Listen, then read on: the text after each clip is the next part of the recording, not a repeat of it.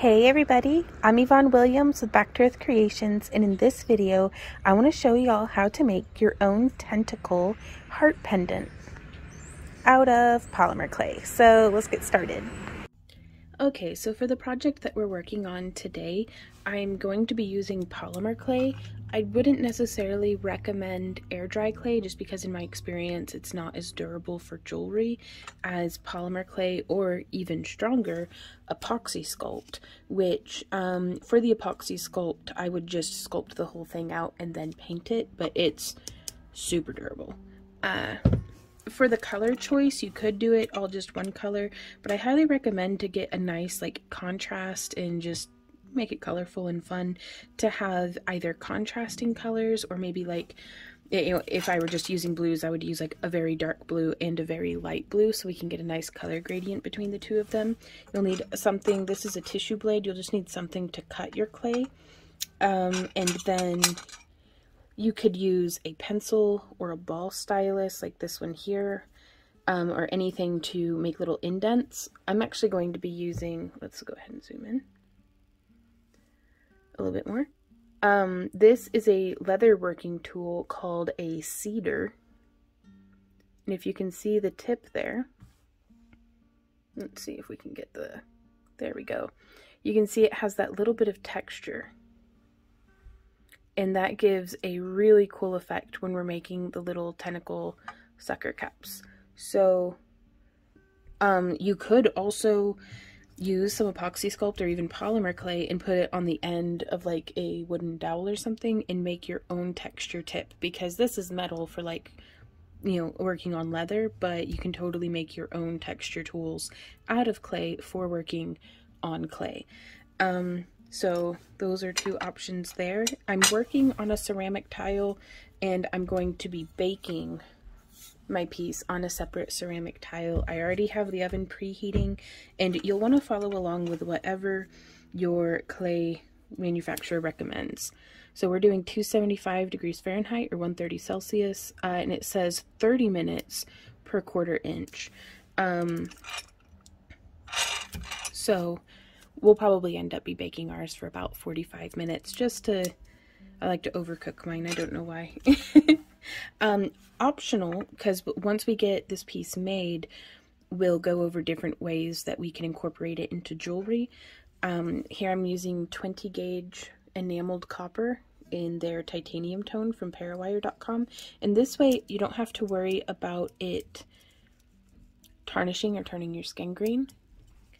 I have my mandrel pliers and I have my wire snips. But again, that part is optional.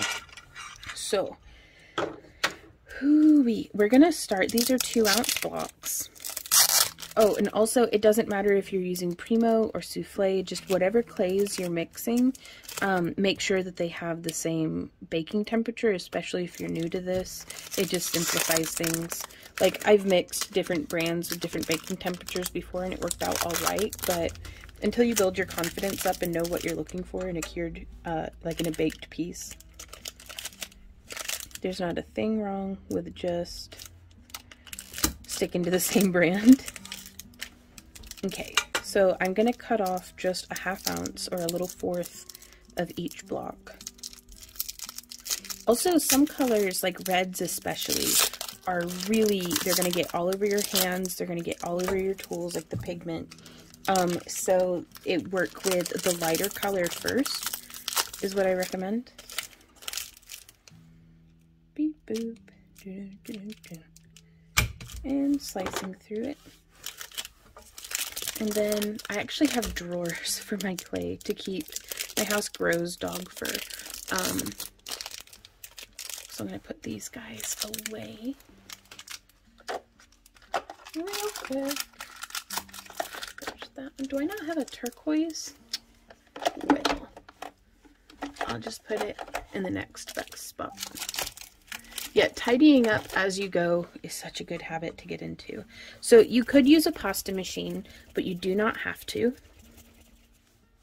We are just going to start by heating this up, rolling it in our hands. I just call it the fold and roll.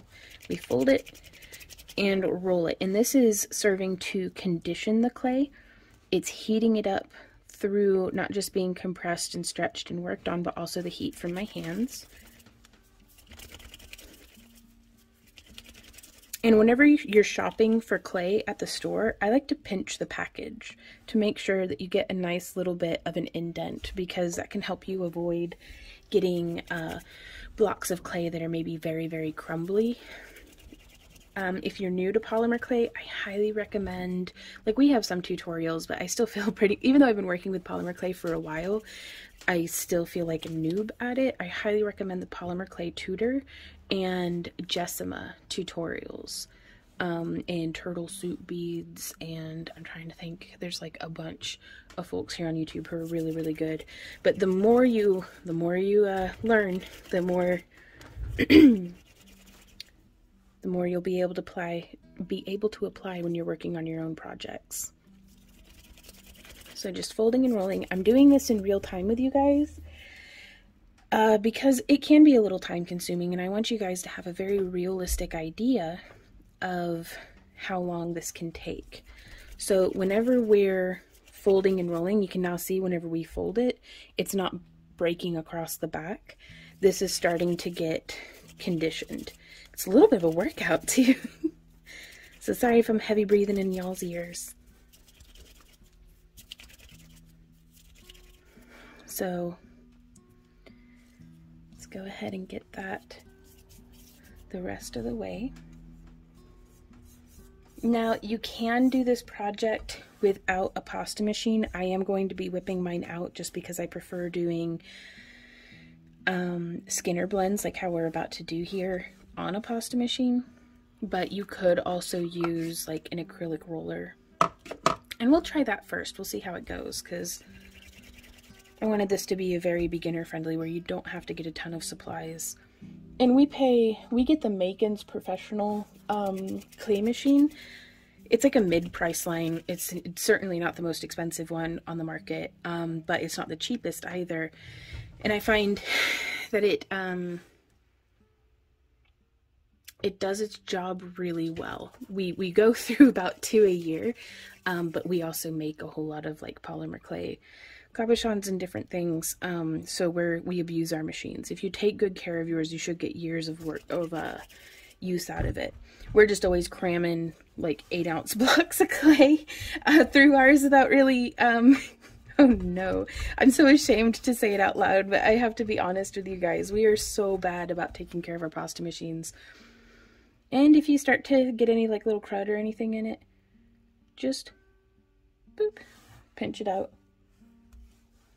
Dog hair doesn't really like negatively affect if it's on the inside, it doesn't negatively affect my work at all. I don't think. Like, I've never had a piece like blow up because it had dog hair in it.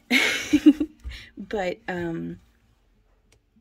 it is best avoided, especially if it's there on the surface and people can see if there's just a random dog hair like sticking out. So I try to like vacuum my area before getting my clay out. That way, if I drop it, it's not going to be just caked in like dust and dog hair and dust bunnies. So now I'm holding my hand at an angle and rolling, and this is going to make a little triangle like this. And I'd like to offset it to where I have about a finger's width, ½ inch or so, of color on either side. And then we can flatten this out using our acrylic roller. There will be links down in the video description to all the different tools and materials that we're using here. And then we roll it out a little bit, and then we can fold it.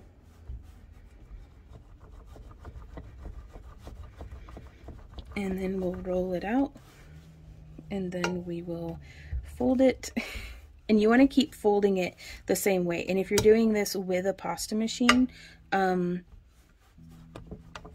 go by so much faster. But you will want to keep folding in the same direction. So we're going to fold again.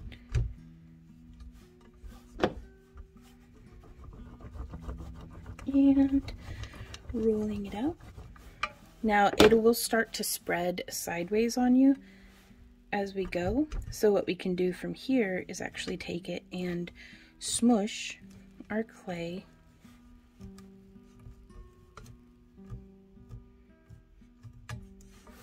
like that, just to compact it. In this way, when we roll it,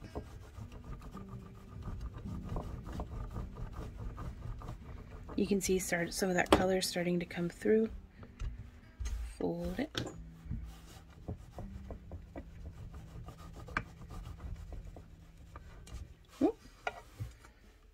You can see we're starting to get a little bit of a color blend.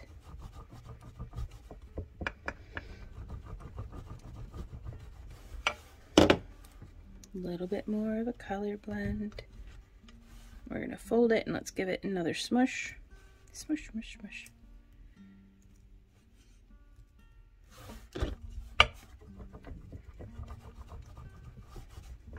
Now also you can totally reduce the amount of clay that you're using for each tentacle that we're going to be working on. But I like about this much will make 2 tentacles complete for the heart.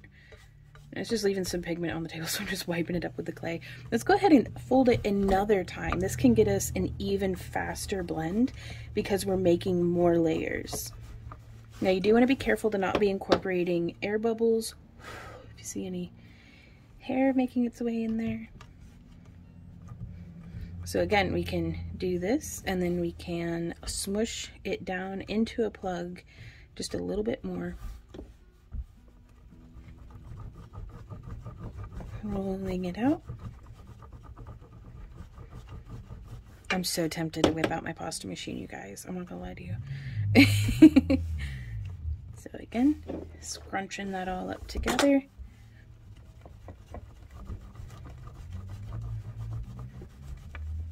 But I wanted to demonstrate that it is possible to do this without a pasta machine. If you start to get air bubbles, you can just stretch them a bit, or you can poke it and just release the air out of there. One of the best ways to avoid air bubbles is whenever you're folding it, fold from the fold outwards, and that way you're not encasing any air bubbles.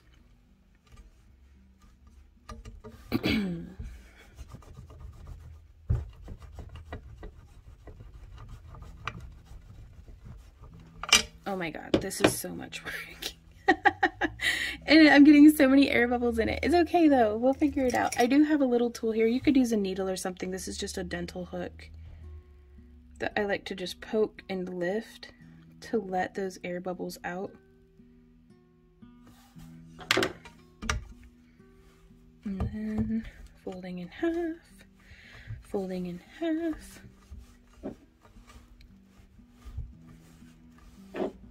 Okay, so I think you guys get the idea of doing it without a pasta machine. Let's whip out the pasta machine.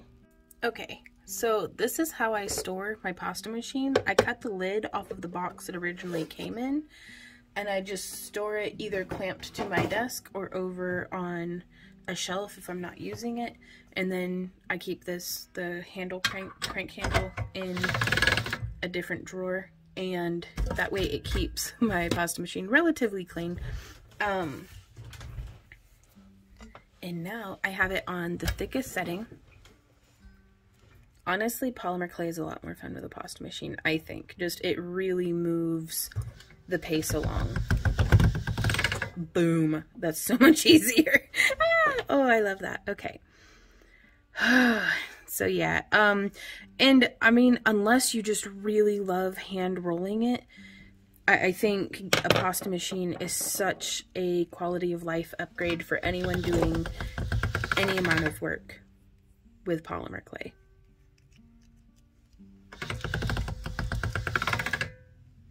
And we'll continue just folding and rolling.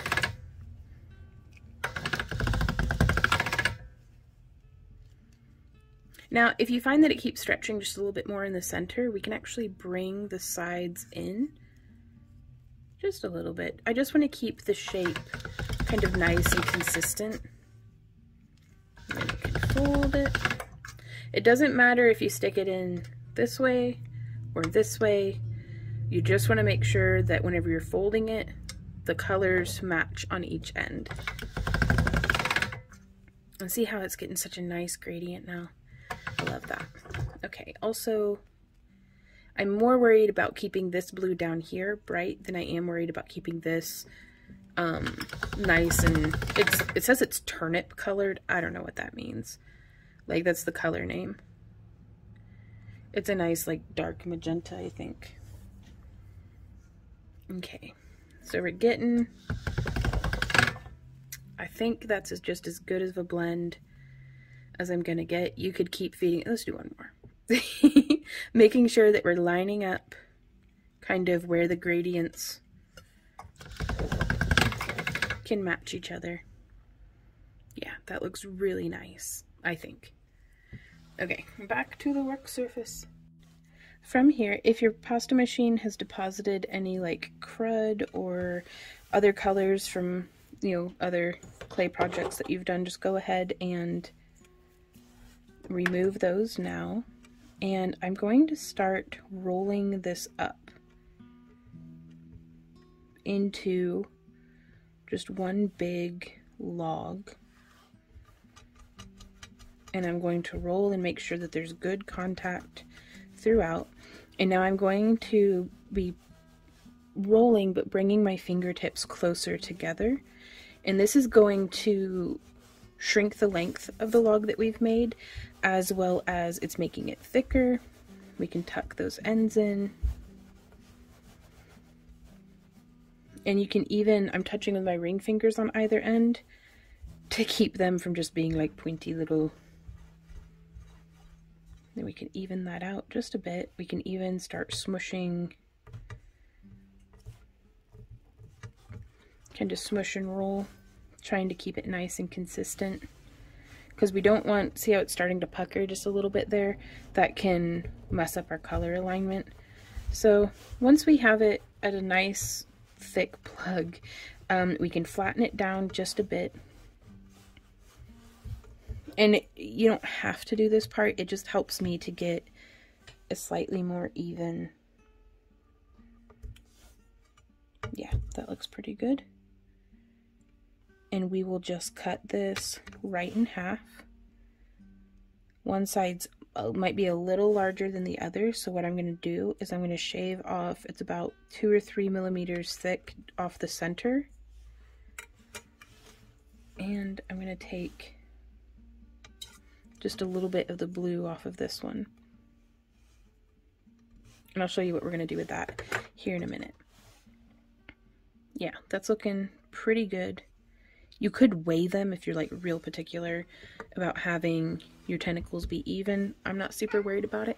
Well, hey baby girl, what's up? I love you. You want your heated blankie? We're going to take a little bit more of this blue. Like, oh, 2 or 3 more millimeters of it actually. And this is turquoise. Is the color. It is color number 5505 turquoise by Primo Sculpey, and the other one is turnip by the Primo Souffle, number 6515. It's pertinent information. So I'm gonna run this to the pasta machine. Oh, that's so easy. But again, to demonstrate, when we fold it and it cracks like that, it needs conditioned further. So we're going to crank it through, fold, crank it through, fold, still cracking. So, and at this point, I don't mind using, like for doing a little bit like this, getting it conditioned, I don't mind a bit using my hands at first. Now, if we were doing like a whole 2-ounce block, I definitely would have hit the pasta machine right from the get-go. But, and now fold. Maybe a little cracking right there. I don't think it's possible to over condition polymer clay unless it's some of the Sculpey original. That stuff's really, really soft, and if you overheat it in your pasta machine, just overworking it, it can start to get sticky and like stick up in your machine. But yeah, there we go. Nice and smooth on that back edge when we fold. So I'm going to do 1 or 2 more for good measure. And now I'm going to try to roll this out to be the same width as this. So I'm just going to make that, feeding it through the pasta machine. Very cool. And now I'm going to run this through the pasta machine. I know it's off camera, but I don't want to, and I've moved it down. Okay, I will move the camera. So I've set my pasta machine onto setting 5, and this is much, much thinner. So I'm just going to feed this through. Oh no, and I want it to go nice and straight if we can. Okay. So there's that. You can see that's much thinner than, this is the thickest setting. This is setting number 5. We could go thinner, but I don't think that's completely necessary. So now from here, I'm going to lay this bit of blue to where it lines, like smushing it onto that. I really don't think we need that full section. I don't know, we might. Like, I really hate to, Okay, well, I've just removed a little, let's just do the full amount. Never mind. My worry here is that I'm going to have too much blue and not enough of the purple to edge it. And so I'm just going to bring this around, rolling up a nice tight roll, jelly roll style.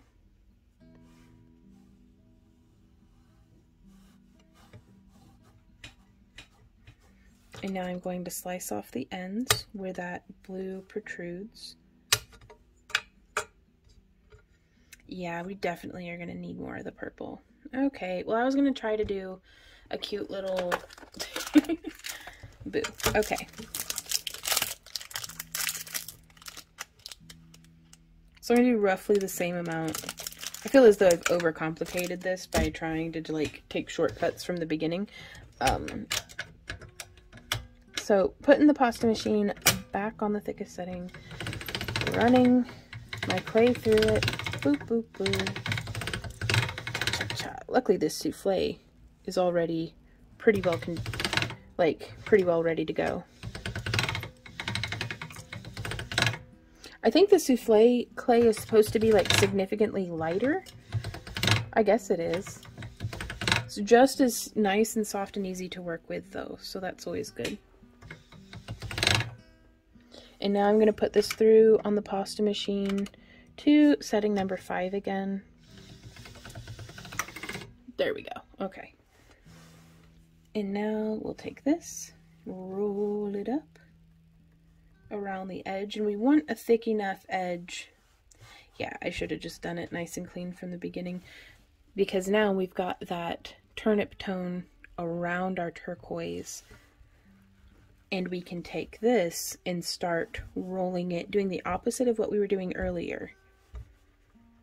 As we roll, we're bringing our fingers apart, and this is going to be stretching our log. A snake. Stretching our log into a snake. And this is way more than what I need, but that's fine, because typically whenever I make tentacle hearts like this, I'll use just the whole block of each color and make 4 hearts. And so I'll end up using this whole segment. And I've cut it into rough fourths, but you can see how that's reduced. And we could have done a really nice like Skinner blend to where it gradiates, but I found sometimes the amount of work that it goes in on that doesn't necessarily translate well back, like whenever on the very small tentacles. You may as well just do it like this as a jelly roll instead of, jelly roll instead of a Skinner blend.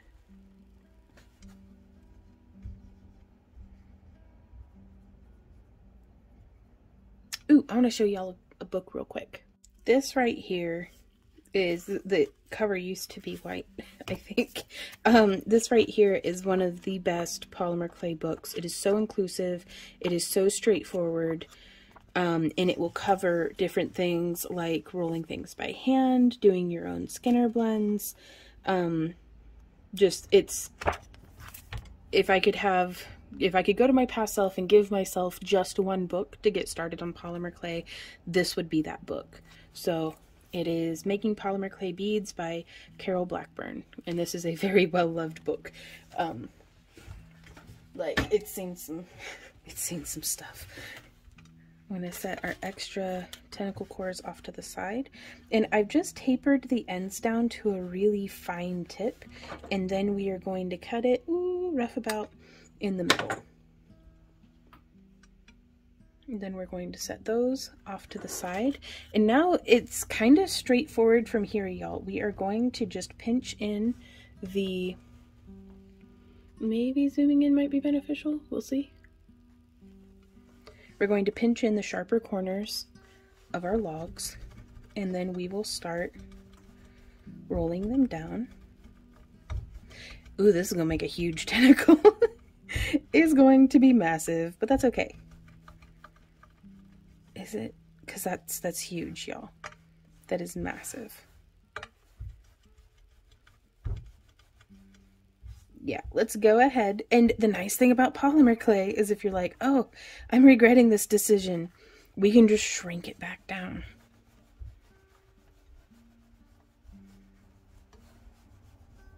So again, by smushing in the ends. And there's no wasted effort. Everything we're doing is just refining our technique, building our skill. Okay, so now let's smush this kind of flat again and cut it in half. Now we roll it out.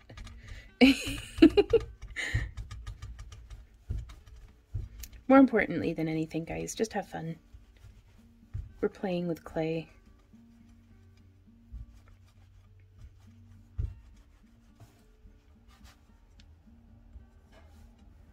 And probably my favorite thing about polymer clay is if you pick colors that you like, most of the hard work is already done. It's already going to be beautiful. Okay. So I'm just rolling this out so it's nice and smooth. So almost like we have a little like earthworm shape. And then setting that off to the side. It does help to pinch those. And look at that cool grain there on the inside of the colors. Oh, I love it.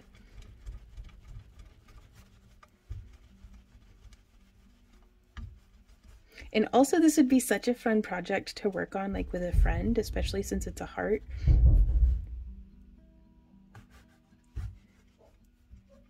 I don't know what is going on upstairs. But if you make one half and you have, or if you make two halves and your friend makes two halves and then you swap halves, then it's like a friendship heart. The power of friendship. Boo doo doo. Sorry, we've been watching a lot of anime lately. Oh, and my tentacles aren't the same size, but I'm not super worried about it because I think that just adds to the style that we're doing. So now we are going to come in. I think they're doing like WWE upstairs. And we're going to taper off this other end as well.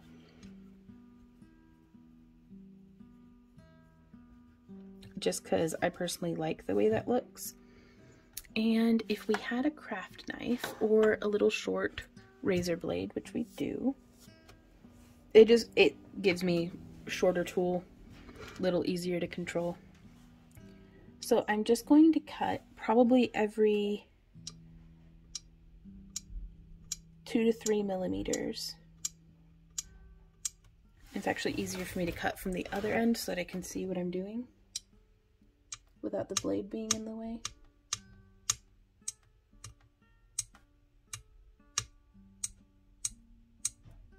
And I used to take the time to roll these out like into little balls and smush them on, but I really like it better with them being cylindrical instead of spherical.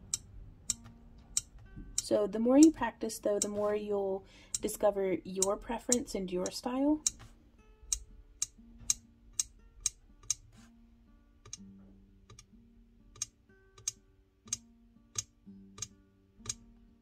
There we go.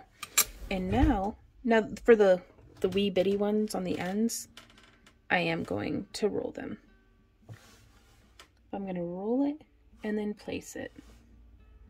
And roll it and place it.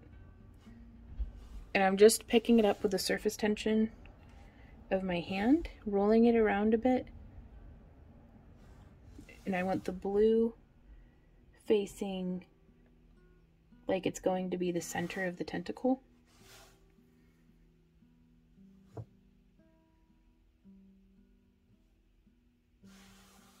And placing it. And you can make these however realistic or fantastical as you would like, but the techniques remain more or less the same. I'm not shooting for super realism on this magenta and turquoise disembodied tentacle, but I don't know what you're working on. I'd like to see, though. If you guys follow along with any of our tutorials or just want to show us what you're up to, you can tag us on Instagram or share it to our Facebook wall. Links to our social media are down in the video description. So I'm not rolling them until they're perfect little balls on these thicker ones. I just wanted to round down the cut marks.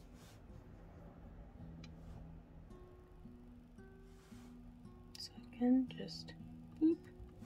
And I'm just smushing it in a bit with my finger.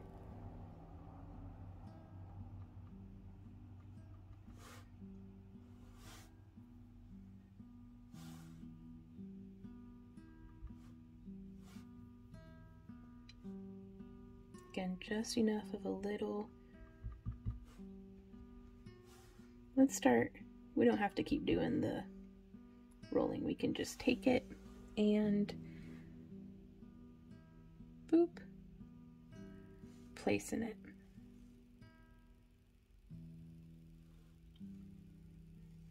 And so having that little bit of, because you could just roll out turquoise.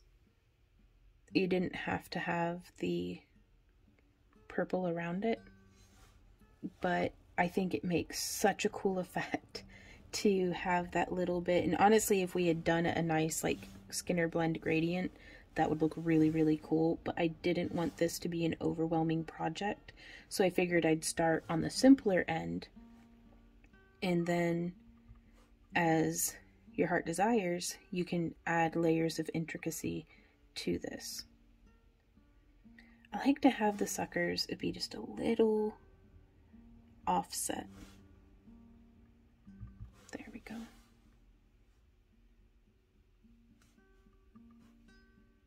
And if we have our sucker snake that we're cutting all the suckers from be thicker in the middle and tapered at the ends, and that'll give us a really nice taper up and back down. Now, the only thing that can be kind of tricky is here I'm going to run out of sucker cups before I run out of tentacle. So what I'm going to do now is I'm going to start at the other end now that I'm coming into the thicker part of our sucker snake. And I'm just going to start filling in, unless you want no tentacles, like no sucker cups down there, which is fine. Again, I just wanted to convey the technique and the tools. That way you can use your creativity to genuinely do whatever you want. Like that's almost the best and worst thing about polymer clay is you can do literally anything, which is awesome, but whenever you're starting out, at least for me, it was so overwhelming, because it's like I could literally do anything with this. Drowns in options. Like, So the best thing to do if you're experiencing that is to just pick a project and just do it. It doesn't have to be perfect. It doesn't have to be good. You just got to have fun, because if you like it, you'll get to all of those other projects that seem interesting to you as well. And you can read as many books in the world, you can watch every video, but until you get some hands-on experience,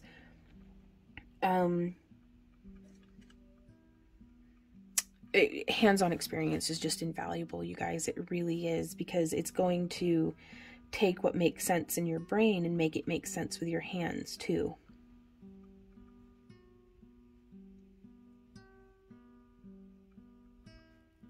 So I hope that that makes sense to y'all.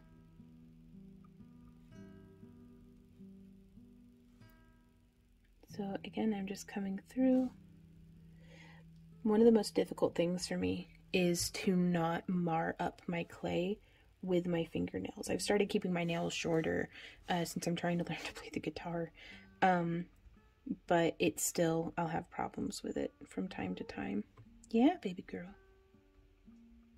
Oh, it's hard work being a kitty. She's like, don't patronize me. Don't patronize me. Give me num-nums. Filthy human. I love that cat. Okay. So now you can see we're really running out of our little sucker cups. So what I'm going to do is I'm going to continue. They're all kind of more or less the same size now. So I'm going to use them up.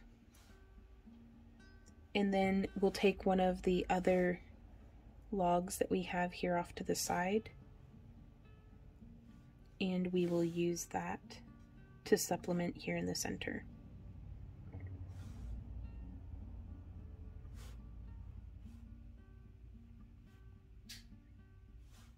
And if you have any that are like just so small and odd that they don't make sense, you can leave them out. I like to include them because sometimes the natural variation of just what's happening with the clay or my own inconsistencies with cutting can add so much character to a design that I think makes it so much more interesting looking than if I did it perfectly. So I'm just going to reduce this down by rolling. I'm going to trim right there. Boop. And what I did there is off the tip of this, it was like weird looking, so I just sliced it off and then using my blade set it funny looking side down. But if I keep doing that, I'm going to start leaving blade marks on stuff. So I just come in, boop, and it looks like we can fit maybe just a few more.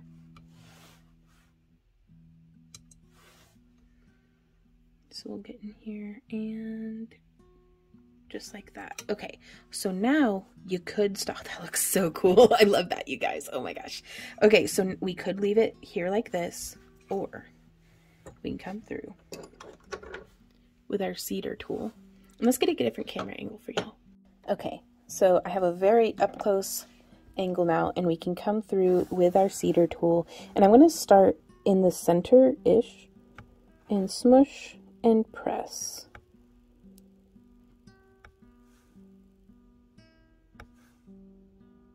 And I'm trying to be consistent so that it's making the little nub in the middle be on the turquoise part.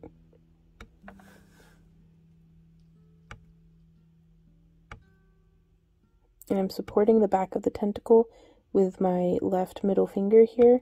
And that's just to keep it from rolling away from me and smushing and distorting out of shape. Now it's going to get to a point where the little suckers that we've added are too small to make sense. Like, they're going to look smushed and distorted and weird if I hit them with the cedar tool. So I'm going to ignore them for now and continue just smush, smush, smush, smush on through.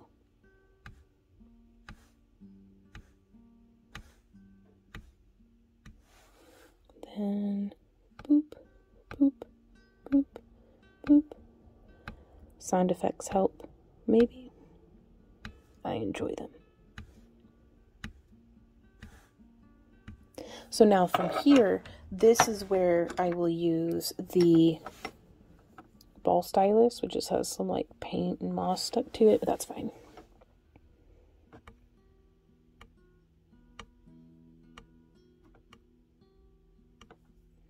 And I'm just right on the blue in the center, doing a little smush. And now we can peel that up, being very careful to not squeeze it too hard.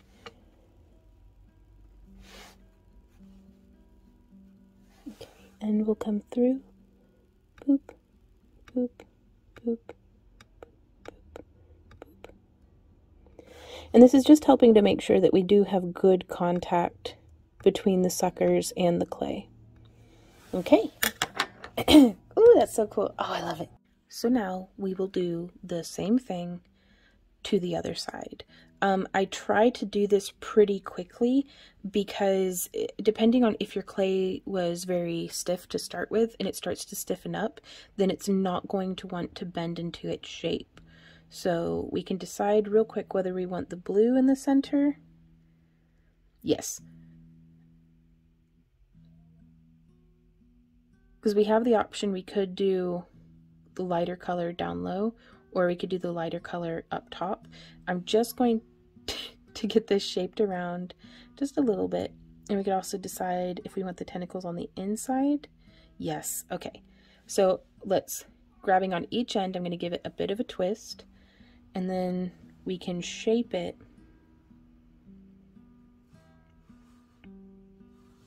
Yeah. Using the whole log for each tentacle would have made like a giant heart, which is cool if you want like home decor and stuff, but for wearing, I find this is plenty big enough. So I'm gonna go through the magic of editing. We'll get the other half done. Ooh. And just like that, it's done, if only. So now we get to go on to the really, really fun part. And that is making our little tentacle heart, well, making our little tentacles into a tentacle heart. So I'm actually going to, this one's still pretty nice and supple. So we've twisted it left hand towards me, right hand away from me on this one. So I want to try to mirror that twist on the other side with varying degrees of success. And then I am going to cross their tips and bring them down and just kind of pinch them so that they're holding, oh, they're holding tentacles. And if I've got this one coming around on the back side, then I want to be having this one come around on the front, just because I like the way that that lays and looks. And again, I want them to be just snuggling, happy little snuggly. And from here, we can tweak the shape a little bit more if and we want. You could have the insides be,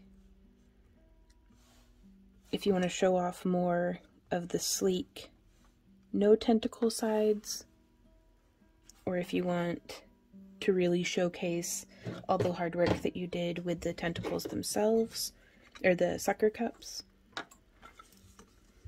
And we could bake it as is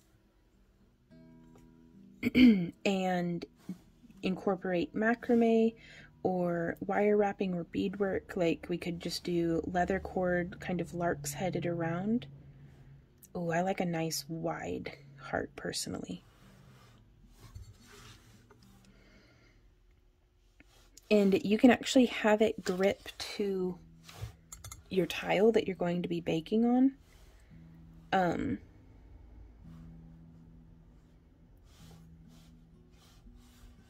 To get it to hold its shape while you kind of tweak and pose it. I personally really, really like that. You could take a head pin and push it through. A head pin is a piece of wire that looks like a nail. It has a flat head and then the rest of the wire is coming through, and you could just push it through the center of the tentacle, or you could hand drill very carefully a hole afterwards, either through one part or both parts, or you can do like how I'm going to do here. Like really past here, the possibilities are endless. You could use glue-on bales, all sorts of stuff. I'm going to take our 20 gauge wire. I'm going to take about 6 inches of it, and I'm going to give it a snip. And I want to do 3 loops around the 6mm.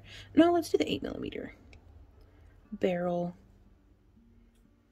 of my mandrel nose pliers. Just twisting it around, all blurry like, thank you camera. Your sabotage is always appreciated. Just 3 times like that. And then you can twist it like a twist tie, once, twice, and thrice. There we are. We can remove that from our pliers. And from here, I'm going to snip about 1 centimeter from where the wires deviate. I'm gonna zoom in just a bit for you guys.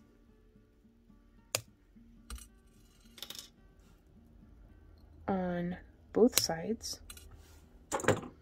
And now from here, I'm going to take my pliers again, this time on the 6mm side, and I'm just going to bend it forward, like I'm making a little hook on each side. And we could widen that out a little bit so it's a little flatter. Oops, sorry for the loud noises. And now from here, I'm going to gently flip this over.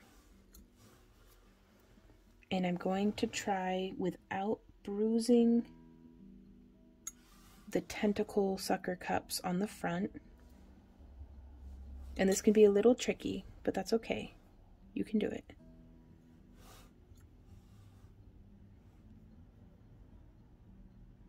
I am just pressing it into the clay.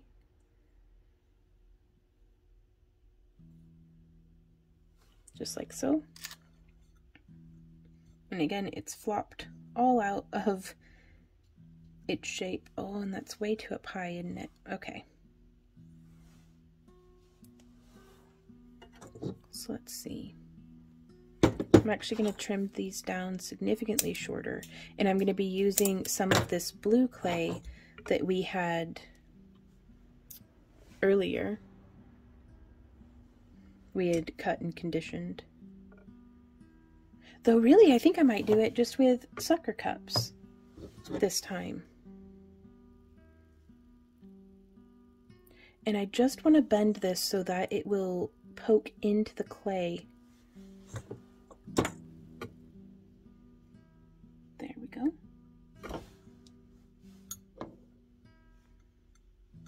And our bale will be nice and poking up out of the top there. Now that's not going to hold on just by itself. So what we'll do is we'll go ahead and we'll take a few more sucker cups. And we can start stacking things around. I'm going to grab our tissue blade.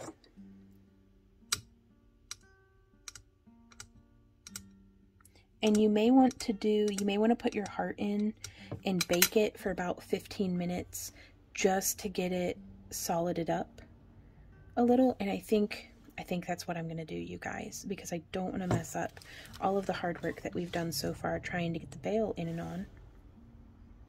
But so long as you've got it in where the wires are in, then we'll be able to move along into the next step nicely. So I've got it shaped the way that I want. I have a 275 degree Fahrenheit oven. I'm just double checking to make certain. Yep. 275 or 130. And I'm going to do it just for 15 minutes. I just want to get it hardened up a little bit. And then we will continue with the clay addition to the back and I'll show you how we set the bail the rest of the way.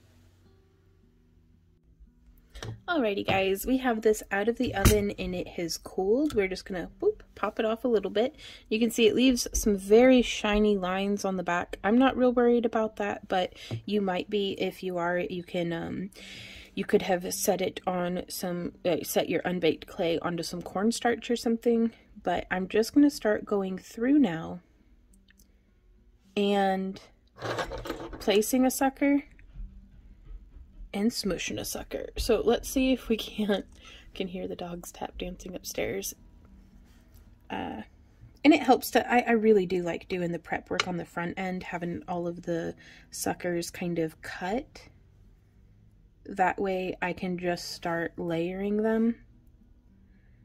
And I used to just take clay and like smush it in and be like, well, that's that. But I think these little suckers look a lot more intentional. And since we already have some cut anyways, I'm just going to set this one on top of there and smush it. Just smush it.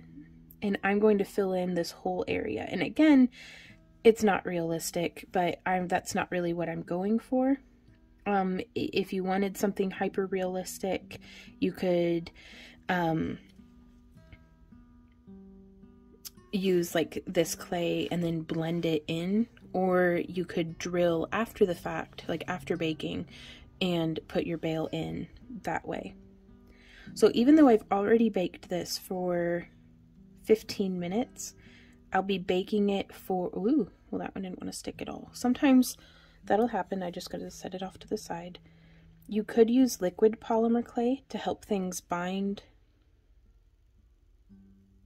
but I don't really find that necessary personally. So we're gonna get that in there. Or you could do a layer of like the blue clay. Oh no, it's taking stuff with it. You could do a layer of the blue clay, smushing it all in before baking for the first time, and then put on the decorative little sucker cups the way that we're doing here. There's lots of different options. But the main thing, I just want to make sure that everything's going to stay holding on to our bail, in that it looks cool. Like, that's really just what I'm going for, is I want it to be like, oh, that looks cool. If it makes you happy, then you did it right.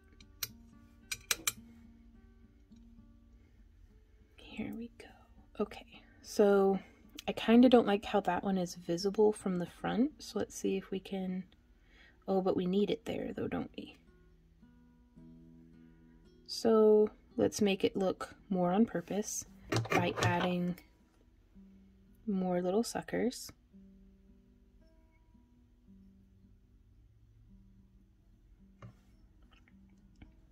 And I'm going to add another one right there. This is also a great way of, if you're doing any ocean scenes and you want like coral or little, I don't know, all sorts of little stuff. You can get really weird with it, get really creative. I want to zoom out just a bit because I feel like I'm wandering out of frame a whole bunch. And we can use our ball stylus to just maybe add a little dent in the center. I'm going to add one more right here. And really, I think this turns the pendant into where you could have it either side facing forward. You could also use some really fine grain, like I did do like 2000 grit sandpaper, and buff that shiny bit off if you don't like it. So there is that. And now we are going to pop this back into the oven to finish setting up all of the way. Now also, let's see, I'm going to take just a tiny bit of this turnip and I want to drop that in. No, I want to do a little sucker. Okay. So I'm going to take a little slice there. Oop, and I'm going to drop it. And I'm going to try to put it right into the front of our veil. And we're going to stuff this whole one in first. And it's just giving us more direct contact. So now I'm going to use, yeah, I should have just done as I thought and used the excess bit to start with. And I'm trying to just hold on to baked clay instead of smushing down the sucker cups that we've just added. And now from here, now that we've filled in that void,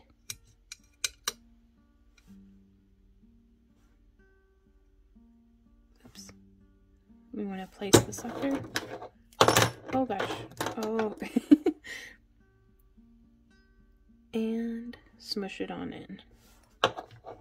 And that might be a fun opportunity if you had like a little gem or something, you could set it in there. Just however makes you happy.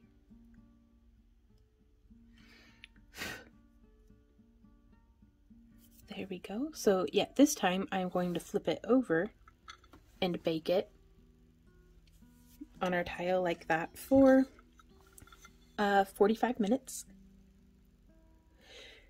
I'll check it at 30. If I were using very, very light colors, I'd check it every 15 minutes, just to make sure.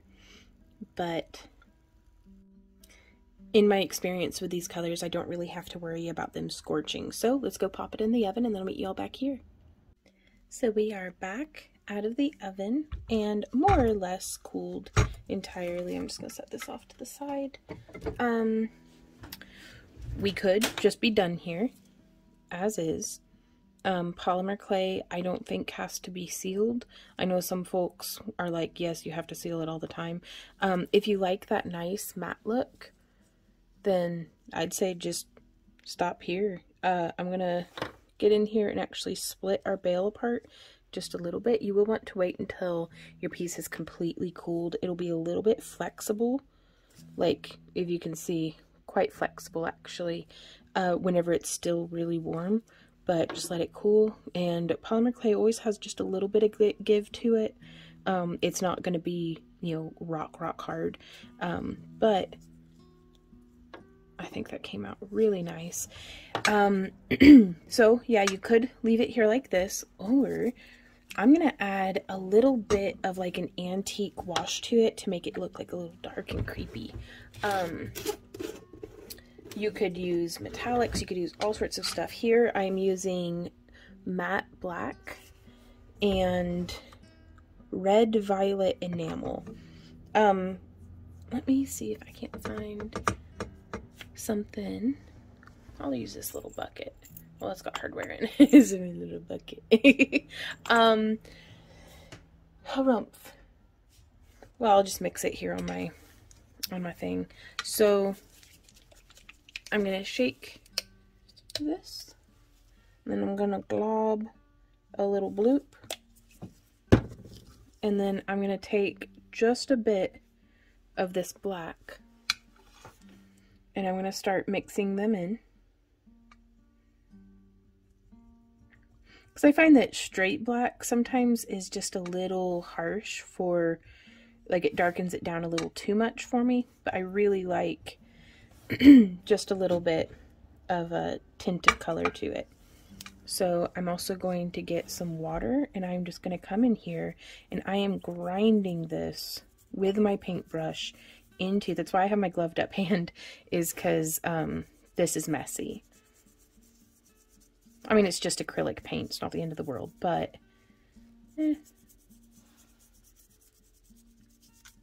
And I want to keep it all really nice and very, very wet. I don't want it drying on just yet, but I do want to get it down into every little nook and cranny just as much as possible, because this is really going to help bring out some of the details. And if this is not your favorite way, then don't do a glaze on it. But I figured I'd not a glaze, but don't do an antique finish like this. Okay. So I should have thought ahead and made sure that I had like paper towels or something on hand, but I do not have any. So let me go grab those. I'm going to try to keep this moist in the meantime. Okay, so I'm back and I have my paper towels. And I'm just going to come through with a damp paper towel and wick off the excess. So you can see we're just getting rid of any paint covered fingerprints, removing it from almost entirely from all the smooth sections.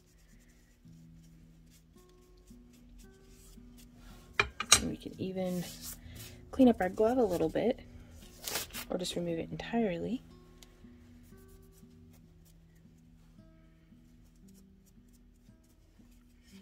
Just getting in here. Damp is better than sopping because you don't want to pool water in the tentacle cups. You just want to remove the excess.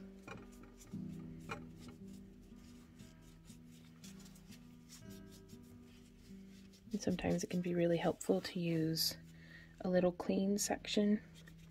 You can also use like baby wipes and things like that. They can be really helpful in really cleaning the extra paint.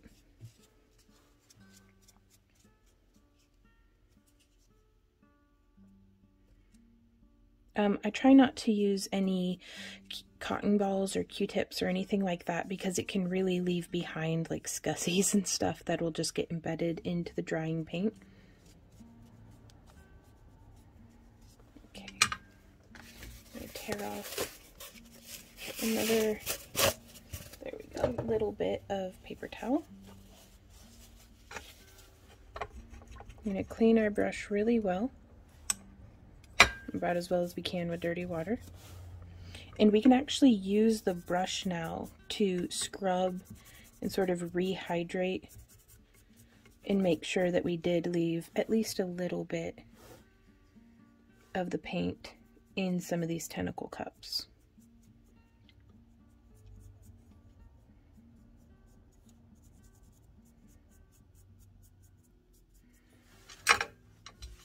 Because I've found if I do the antique just on the tentacle cups, it doesn't look cohesive. Like it doesn't blend in. Like you can tell that I did it just in one area. So that's why I cover the whole thing, is so that it looks cohesive and on purpose. And it just makes it a little grungy, a little less cartoony, a little more I don't know, just dark fey sort of. I like it. Do it for the aesthetic.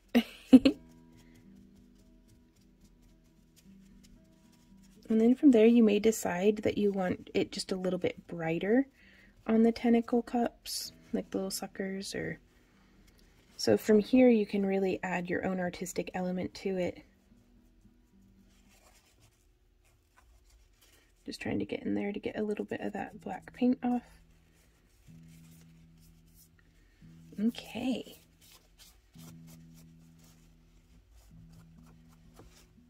And again, there's just some of them that need just a little bit of extra love, a little bit of extra something.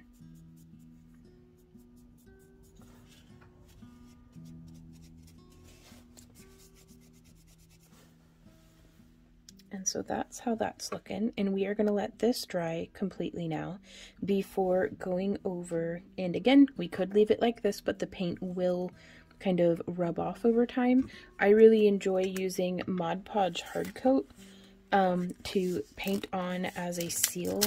Oh, that lid's really on there. Yeah, this stuff is dummy thick. So I'm going to give this about 5 or 10 minutes to completely dry, and then we will apply our finishing. We could use the Mod Podge. I think I'm going to be lazy, and where did it go? I'm going to use my Mod Podge Ultra. It is a glue and sealer, and I thought we'd put a marble in it. It must have been the other one, but I'll take this out onto my front porch, spritz it a few times, let it dry. Well, I'll do that in here. That way I can show you guys, because it's always loud on the porch with like traffic and stuff. Okay, so we'll let this dry and then I'll meet you back here for the next step. Something that I'm doing to just add a very little bit of something is I have this Born Pretty. It's like an eyeshadow or pigment or something, kind of like a Pearl-Ex powder. This would have been better to have done for a more dramatic effect whenever the clay was unbaked. But before we spray on our sealer, here on the inside edge, I just want to add a little bit of that glisten that this stuff can add.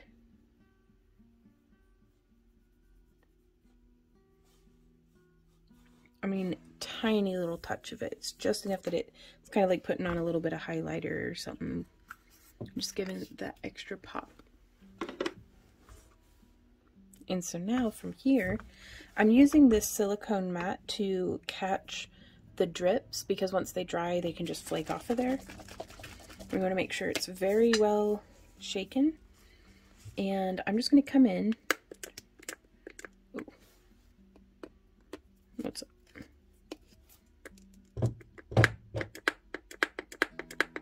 It doesn't seem to want to,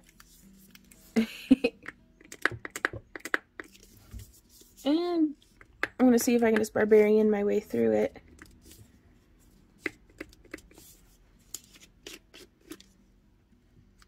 Okay. I was checking the inside because the spring mechanism isn't closed. So let's see what's up.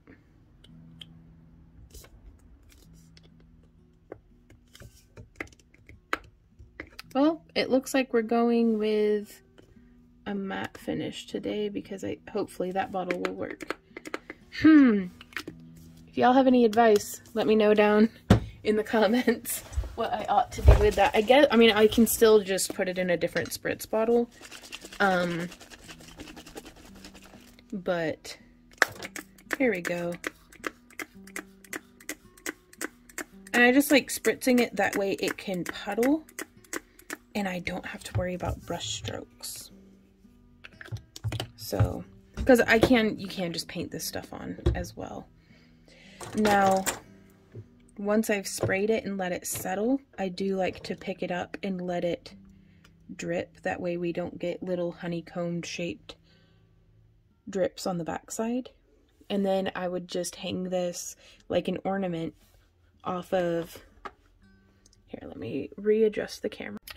So I would just hook something through right here and then boop, just prop it in this drawer here that I don't want too open.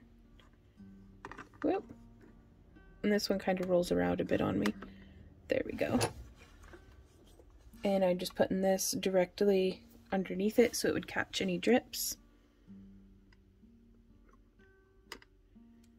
I'm going to make sure it's not touching anything, and we will let that dry again for about 5 or 10 minutes, and then I'll spray the back as well. Now let's say, oops, let's say you're like me and you want a really glossy tentacle.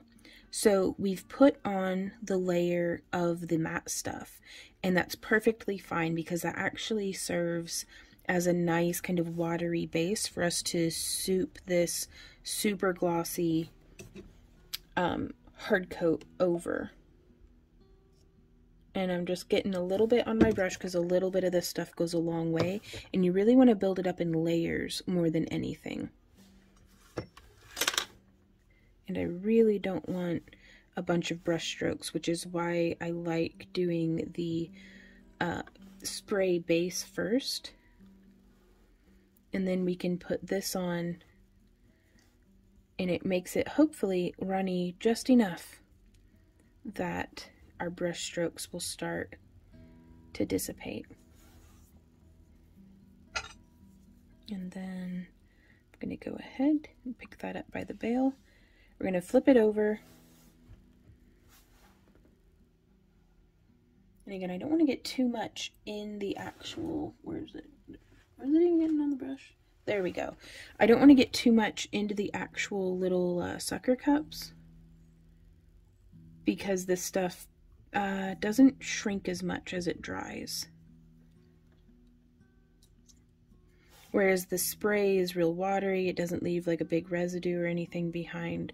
Whereas the hard coat, it's almost like an acrylic gel medium or something, like for adding body and structure to your paint, to your brush strokes, so that you'll actually be able to see them. But we don't want that, so we're just painting it on. I really hope any of that makes sense. And I also want to make sure that I don't have any bubbles trapped in our sucker cups. Let's get rid of any.